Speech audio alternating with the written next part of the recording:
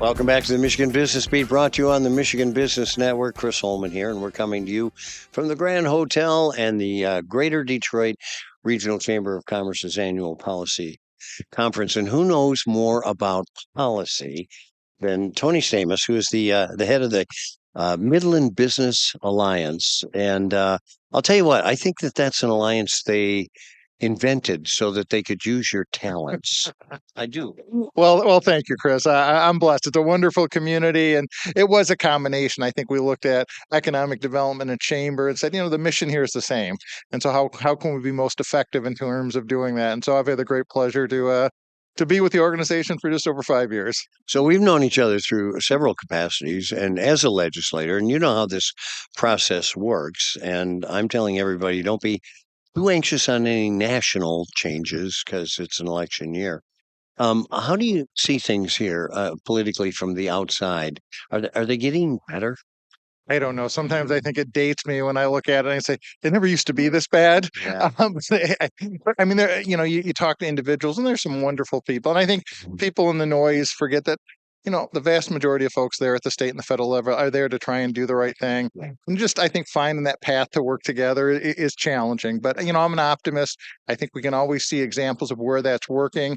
The noise is around where it's not working. But I think if we can kind of build off that with some really quality people, I think it'll bode well, certainly for our state. Well, and you made a good point because it's the noise you hear about, and that usually is the negative because that's the news line, right? It really is. I feel fortunate that I left the state senate at the end of 2010, just ahead of the social media world, and that's really changed it dramatically. Now, I mean, it's with us; it's not going away. So we kind of have to learn how to adapt to that. But again, you just need this mindset of how do we get solutions that are going to be long term and really, bring people into our state, help our state to grow and thrive. It's just such an amazing state. I mean, you're here on a magnificent day like today, but really all across Michigan. So, how do we kind of build off on our strengths and recognizing that, the only constant is change. Yeah, no, you're absolutely right, and we are all changing. So, what's changing in Midland? What's going on up there? It's an exciting time. We're looking forward to the summer. We've got the Dow Championship Golf coming up, LPGA tournament at the end of June, and so that's going to be fantastic. But it's really, a lot of events in the downtown, around the community, concerts, and so it's an exciting time. We're seeing business growth both at our larger partners and small businesses. We do ribbon cuttings weekly. Sometimes 2, 3, 4 in a week for a new business, an expansion, anniversary renovation. So that's really exciting to see. Now we're faced with the same challenges, which is, up here we're talking about housing and we're talking about talent.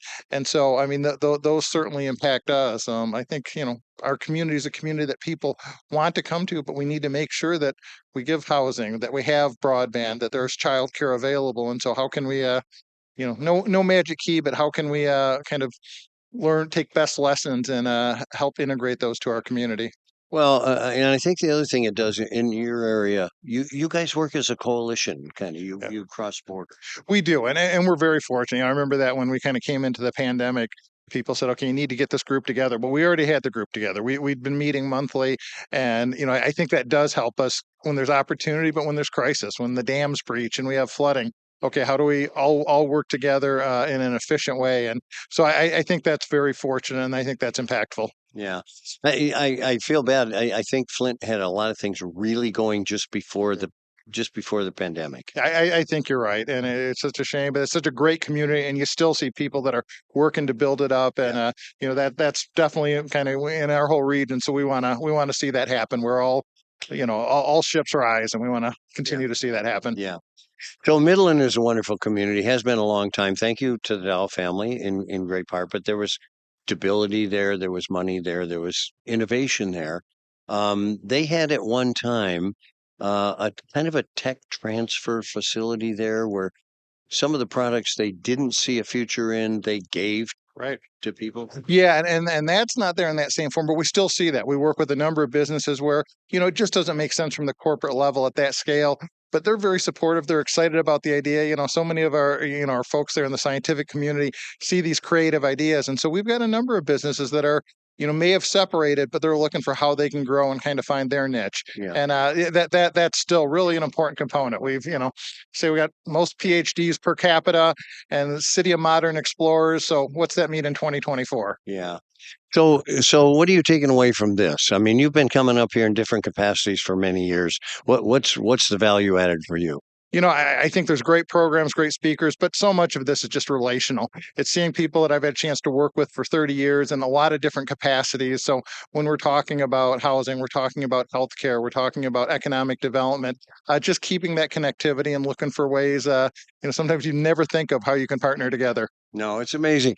And at the end of the day, it does come down to people. It comes down to relationships and who trusts who and who is willing to work with you, et cetera. Well, I got to tell you, you've done as good a job up there as you did in the Senate, and on behalf of the state of Michigan. And your family's made some damn good pizzas. Well, we'll continue to try and do that. Thank you, Chris. Good to have you on.